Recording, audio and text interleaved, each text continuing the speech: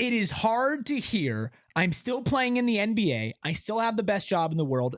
I still have my no trade clause, so I'm smiling every day. I want to talk for 5 minutes about Bradley Beal with you. So, in this article with Tim McMahon, there's a quote that set Suns Twitter aflame. And I'm going to read the whole quote, but it's the end part that got people angry. And I'm wondering for your level-headed take on this. Quote, I enjoy the game, man. This game is fun. I try not to let nobody take the joy out of it for me. It's very hard. It's hard. We're all human beings, man. We have every right to shut down, every right to question what's going on. You have every right to say, why me? But I feel like that just drags you down a little bit more than you need. I'm still playing in the NBA. I still have the best job in the world, and I still have my no trade clause. And this is the part that got people mad. So I'm smiling every day. What was your response reading that in its entirety of that Tim McMahon article? I just pretty much assessed it as someone that's very aware that they still hold the cards regarding their future. And for an athlete, I know no one wants to hear this, but for a professional athlete to have that type of power is very rare. What is it? Barely double-digit number of NBA players in history that have had a no-trade clause? Yeah, and it's like the Duncans, the LeBrons of the world. Yeah. Mm-hmm. So again, it's very rare to even have that. I think that's someone that's very comfortable with where they are in life right now with their family, especially knowing that he ultimately can control the situation his family is going to potentially be in next. I mean, we just got done hearing about Dennis Schroeder, who got traded twice this season, making political comparisons to how players have to think about where they might potentially be next because of the high volume of movement across the league. We've heard other players talk about the anxiety that comes with having your name always be involved in trade talks and not knowing if you're going to be here this week or there next week or not there at all in the week following. Like, that's a lot to deal with. That's a lot of pressure. I'm just bringing a different perspective to it. That's what I saw. Sure. That's what I heard in my head when I was reading that quote from Bradley Beal earlier today. So in the video that I recorded earlier, in the 20-minute one, I said I was kind of pulled both ways, right? And I want to make sure there's a clear separation here. On a human level, Bradley Beal has every right to say what he said. And I think that it is completely okay that on a human level that he still finds joy in what he does despite the adverse circumstances. In fact, I do applaud him for that. As a fan, the problem that I have with this, and it's very tricky because I'm big on the human element of athletes. Like, I think they're very dehumanized. And I think even in media, 100%. when we try our hardest, it's still hard to not go in that direction. And I am guilty of that a lot. It is hard to hear. I'm still playing in the NBA. I still have the best job in the world. I still have my no trade clause, so I'm smiling every day.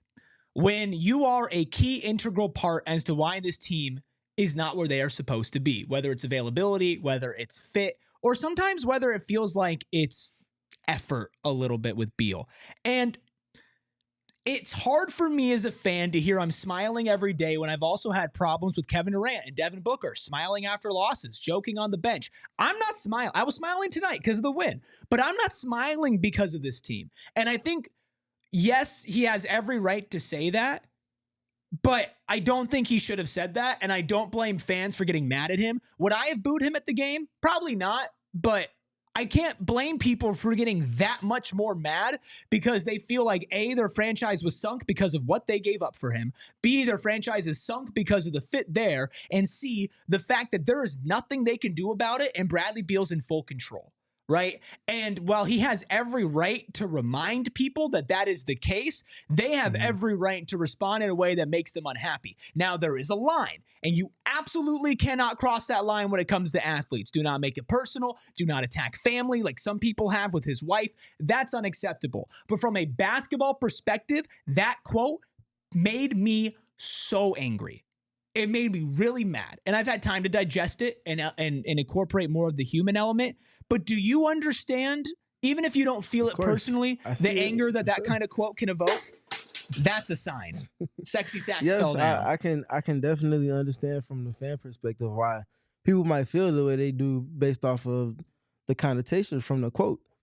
But some of it also for me, and I think even Gerald has spoken to it, maybe it's just the report inside of, when you have these conversations with players, sometimes things can get misconstrued when it's a quote on paper or on a graphic. Yeah. Rather than when you actually hear the quote coming from the person that, who said what it is that's being quoted. But I understand where fans are coming from with that. The timing couldn't be more ill. The situation that the team is in with him saying what he said, stemming from the trade deadline and people desiring to see more from that, it's understandable. It's honestly undeniable to say that you can't think from a fan perspective how that might be internalized from that. But I also think that Brad has shown many times the person that he is.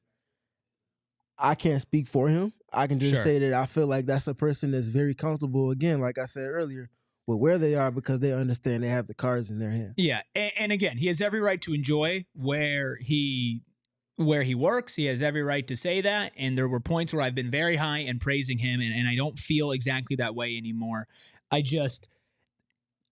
This team sucks.